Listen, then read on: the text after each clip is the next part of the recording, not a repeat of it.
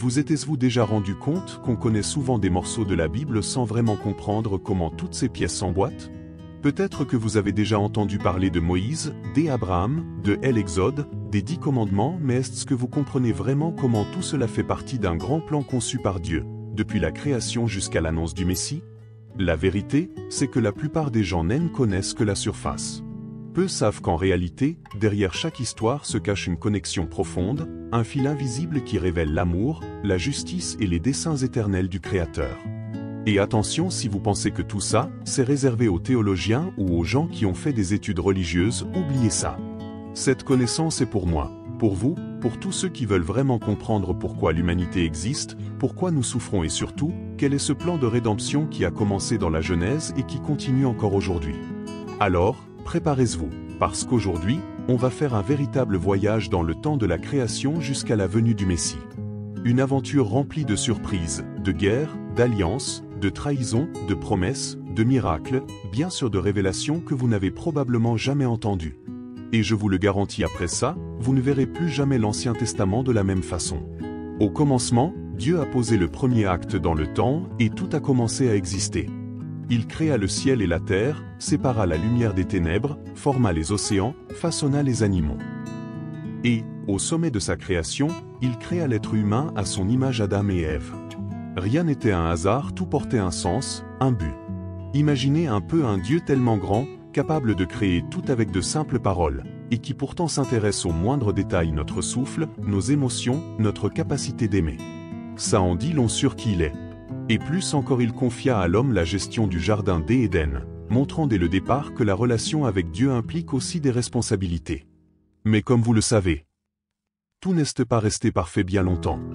Dans le jardin d'Éden, Adam et Ève avaient toute la communion avec Dieu, une abondance de ressources, la paix. Il n'y avait qu'une seule règle, ne pas manger du fruit de l'arbre de la connaissance du bien et du mal. Et c'est précisément là que l'ennemi, sous l'apparence d'un serpent, a trouvé une faille. La tentation s'est glissée subtilement, pleine de mensonges déguisés en demi-vérité. Ève a cédé, Adam aussi, et à cet instant précis, tout a basculé. Ce n'était pas simplement une désobéissance, c'était l'entrée du péché dans la création. À partir de là, la relation avec Dieu fut rompue. L'humanité commença à porter les marques de la séparation, de la souffrance et de la mort spirituelle. Rapidement, les conséquences de la chute se manifestent dans la propre famille d'Adam et Ève. Leurs fils, Caïn et Abel, furent les premiers à offrir des sacrifices à Dieu. Abel le faisait avec le cœur, en offrant le meilleur. Caïn, lui, le faisait plus par obligation que par amour. Et Dieu voit les intentions, il les voit toujours. La jalousie, l'envie et l'orgueil envahirent Caïn. Et, dans un acte terrible, il tua son propre frère, Abel. Triste, n'est-ce pas?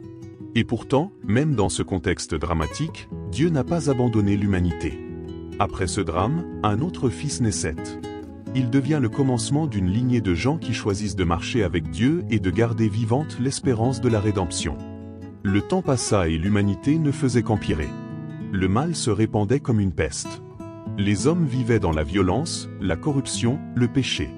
Alors Dieu prit une décision radicale, réinitialiser le monde. Mais, et c'est extraordinaire, il n'abandonna pas l'humanité. Il trouva un homme juste au milieu de tout ce chaos, Noé. Dieu donna à Noé une mission complètement folle, construire une arche gigantesque, chose totalement incompréhensible à l'époque. Imaginez un peu, les gens se moquaient de lui, le traitaient de fou, tandis qu'il martelait ses planches jour après jour. Mais Noé fit confiance. Il obéit. Et c'est grâce à cette arche que Dieu sauva Noé, sa famille et un couple de chaque espèce animale du déluge qui allait balayer toute la méchanceté de la terre. Lorsque les eaux du déluge se retirèrent, Noé et sa famille reçurent une nouvelle chance de recommencer. Et de ce nouveau départ naquirent 3 lignées qui allaient façonner l'histoire de l'humanité: Sem, Cham et Japheth. Chacun devint l'ancêtre de peuples et de nations que vous connaissez certainement. Sem devint le père des peuples sémites, oui, ceux qui allaient donner naissance à Abraham, au peuple d'Israël, et bien sûr au Messie. Cham fut à l'origine de nombreuses nations africaines et asiatiques, tandis que Japheth donna naissance aux peuples européens. Incroyable, non? Dès ce moment-là, Dieu dessinait déjà, pièce après pièce, le plan de la rédemption. Parmi toutes les nations issues de Noé, Dieu choisit un homme pour établir une alliance qui allait tout changer. Abraham. Imaginez entendre Dieu vous dire: quitte ton pays, ta famille, et va vers le pays que je te montrerai. Et plus encore une promesse incroyable, faire de lui le père d'une grande nation. Abraham crut. Et c'est cette foi qui fit de lui le père de la foi. Ensuite vient Isaac, l'enfant de la promesse, celui qui naquit alors que Abraham et Sarah n'avaient plus aucun espoir humain. Puis Jacob, qui après avoir littéralement lutté avec un ange, reçut un nouveau nom Israël. De lui naquirent les 12 tribus qui formèrent le peuple choisi. Vous le voyez? Le plan de Dieu se déroule et ce n'est que le début. Parmi les fils de Jacob, Joseph se distingue. Mais pas de la meilleure façon au départ. Il était le préféré de son père, le rêveur de la famille, et ça provoqua la jalousie de ses frères. Résultat, ils le vendirent comme esclave, et il fut emmené en Égypte. Imaginez passer de fils adoré à esclave dans un pays étranger. Ça semblait être la fin. Mais regardez comment Dieu agit. Même au milieu de l'injustice, de la trahison et de la prison, Joseph ne perdit pas la foi. Et c'est justement en Égypte qu'il devint gouverneur, le deuxième homme le plus puissant de l'Empire. Et le plus incroyable, il utilisa cette position pour sauver sa propre famille de la famine. Preuve que, même dans la souffrance, Dieu transforme la douleur en mission. Le temps passa.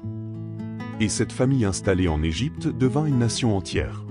Mais avec la croissance vint l'oppression. Le Pharaon, effrayé par la force des Hébreux, les réduisit en esclavage. Des siècles de souffrance, d'humiliation et de travail forcé, on aurait dit que Dieu les avait oubliés. Mais, petit spoiler, Dieu n'oublie jamais. Et c'est là qu'entre en scène Moïse.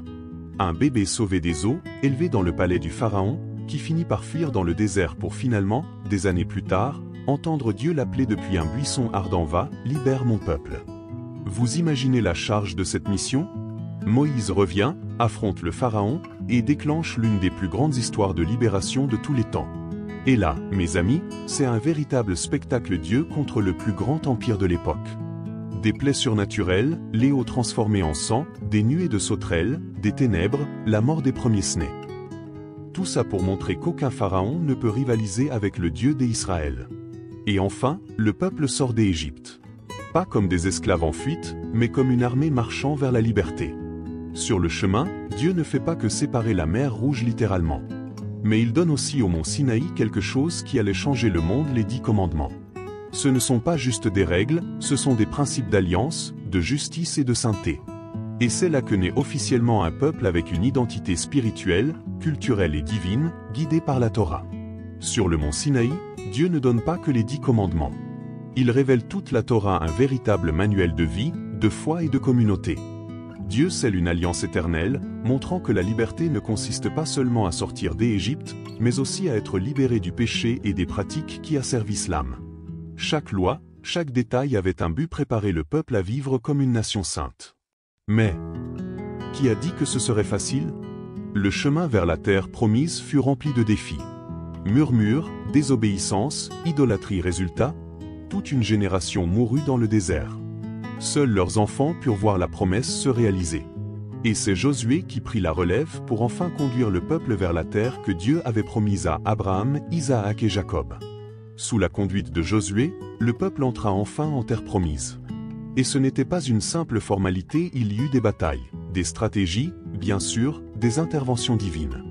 Les murailles de Jéricho tombaient simplement au son des trompettes et grâce à l'obéissance. Mais après la mort de Josué, le peuple connut une véritable montagne russe spirituelle, parfois fidèle, parfois totalement perdue. C'est là que surgissent les juges. Des leaders suscités par Dieu pour libérer Israël de ses ennemis. Il y eut Déborah, une femme forte et prophétesse, qui mena tout un peuple. Il y eut Gédéon, qui gagna une guerre avec seulement 300 hommes. Samson, l'homme à la force surnaturelle, mais au choix souvent discutable. Et bien sûr Samuel, le dernier juge et prophète, qui prépara la voie à une nouvelle étape, la monarchie.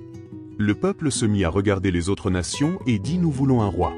Et même si ce n'était pas le plan initial de Dieu, il le permit. Ainsi naquit Saül, le premier roi d'Israël. Beau, grand, fort, il avait tout pour plaire. Mais son manque d'obéissance lui fit rapidement perdre la faveur de Dieu. C'est alors que David entre en scène, ce jeune berger qui vainquit Goliath et gagna le cœur de Dieu. Un homme avec des failles, certes, mais avec un cœur totalement soumis au Seigneur. Puis vint Salomon, son fils, l'homme le plus sage de l'histoire. Sous son règne, Israël connut une ère d'or, paix, prospérité et la construction du majestueux temple de Jérusalem, le lieu où la présence de Dieu résidait au milieu du peuple. Mais après la mort de Salomon, le royaume se divisa. Pourquoi? À cause de l'orgueil, de la cupidité et de la désobéissance. Le royaume du nord, Israël, regroupait 10 tribus. Le royaume du sud, Juda, en comptait 2, conservant Jérusalem et le temple. Et là tout se dégrade. Israël plonge dans l'idolâtrie, suivant des rois qui faisaient tout sauf plaire à Dieu. Juda eut quelques rois pieux qui essayèrent de remettre les choses en ordre, mais la majorité suivit aussi le chemin de la corruption spirituelle. C'est dans ce chaos que Dieu leva des hommes pour être sa voix, les prophètes. Quand tout semblait perdu, Dieu ne se tut pas. Il suscita des prophètes, des hommes ordinaires, avec une mission extraordinaire, dire des vérités que personne ne voulait entendre. Ésaïe annonça à la fois le jugement et l'espérance, révélant même des détails bouleversants sur le Messie. Jérémie, le prophète aux larmes, avertit Juda de la catastrophe imminente, mais personne n'écouta. Ézéchiel eut des visions incroyables des roues de feu, des trônes célestes, et la promesse que Dieu restaurerait son peuple. Et Daniel? En plein cœur de l'empire babylonien, il prouva que Dieu reste souverain sur tous les royaumes. Enfin, Malachie, le dernier prophète avant un long silence, lança un message clair: le Messie arrive, préparez-vous. Et ce que les prophètes avaient annoncé arriva. Jérusalem fut détruite, le temple réduit en cendres, et le peuple emmené en exil à Babylone. 70 ans loin de la terre promise. Mais même là, Dieu n'abandonna pas son peuple. Il utilisa même des rois païens pour accomplir ses plans. Vous le croyez? C'est Cyrus, roi de Perse, qui signa le décret permettant aux Juifs de rentrer chez eux. Mais le retour ne fut pas facile. Zorobabel mena la reconstruction du temple. Esdra, passionné par la Torah, restaura la vie spirituelle du peuple. Et Néhémie? Lui, il regarda les murailles détruites de Jérusalem et dit: on reconstruit. Avec foi, courage et même l'épée à la main, ils reconstruisirent non seulement des pierres, mais aussi l'espoir d'une nation. Puis vient une période tendue. Les Samaritains, descendants des Juifs restés sur place et mélangés à d'autres peuples, furent vus comme des traîtres, des impurs. Une rivalité naquit, et elle traversa les siècles. Et là commence une période silencieuse, le fameux période intertestamentaire, qui dura environ 400 ans. Durant cet intervalle, le monde changea radicalement. Alexandre le Grand balaya tout sur son passage, imposant la culture grecque partout, y compris en Judée. La langue changea, la philosophie aussi, même la manière de penser fut bouleversée. Comme si Dieu préparait le monde entier, ajustant chaque pièce pour quelque chose d'encore plus grand. Avec la domination grecque vint aussi la tentative d'effacer la foi juive. Ce fut la fameuse révolte des Maccabées, un groupe de résistants qui, par l'épée, défendit la Torah, purifia le temple et garda vivante l'alliance avec Dieu. C'est d'ailleurs de cet événement que naît la fête de Hanouka. Peu après, l'Empire romain prit le contrôle de tout, y compris de la Judée. Et qui mirent-ils sur le trône? Hérode le Grand. Un roi tellement paranoïaque qu'il n'hésita pas à éliminer toute menace potentielle, même des bébés, comme dans l'histoire du massacre des innocents. Mais, même au milieu de ce chaos politique, de ces guerres et de cette oppression, une attente brûlait dans le cœur du peuple: la venue du Messie. Pendant des siècles, les prophètes l'avaient annoncé. Chaque promesse, chaque vision, chaque signe, tout pointait vers lui. Le peuple attendait un roi guerrier, capable de renverser Rome et de restaurer Israël par la force. Mais Dieu avait un plan bien plus audacieux, un Messie qui ne viendrait pas seulement pour libérer des empires humains, mais pour briser les chaînes du péché, de la chute et de la mort. Et c'est ainsi que, dans le cadre parfait, Jésus naquit. L'accomplissement de tout ce qui avait commencé dans la Genèse, lorsque Dieu promit que de la descendance de la femme viendrait celui qui écraserait la tête du serpent. Le Messie arrive, pas seulement pour Israël, mais pour l'humanité tout entière. Toute l'histoire de la création, de la chute, de l'Exode, des prophètes, des rois et de tout l'Ancien Testament converge vers un seul mot: rédemption. Alors dites-moi, après avoir découvert cette histoire, de la Genèse au Messie, est-ce qu'on peut vraiment continuer à regarder la vie de la même façon? Impossible! Vous voyez bien que rien n'est un hasard. Chaque détail, chaque génération, chaque promesse fait partie d'un plan parfait que Dieu dessine depuis le commencement. Mais laissez-moi vous poser une question: quelle est votre place dans cette histoire? Parce que s'il y a bien une chose que ce voyage nous enseigne, c'est que Dieu continue d'écrire des chapitres et le prochain pourrait bien parler de vous. Était-ce vous en train de vivre comme quelqu'un qui comprend le dessein de Dieu? Ou était-ce vous, comme beaucoup autrefois, distrait, perdu au milieu des voies de ce monde? Si ce message vous a parlé, ne le gardez pas pour vous. Partagez-le. Et profites-en, abonnez-vous à cette chaîne, activez la cloche, parce qu'ici, nous allons continuer à explorer les mystères de la Bible, à approfondir notre foi, notre mission, et surtout, à apprendre à vivre pleinement alignés avec les plans de Dieu. Allons grandir ensemble dans cette aventure.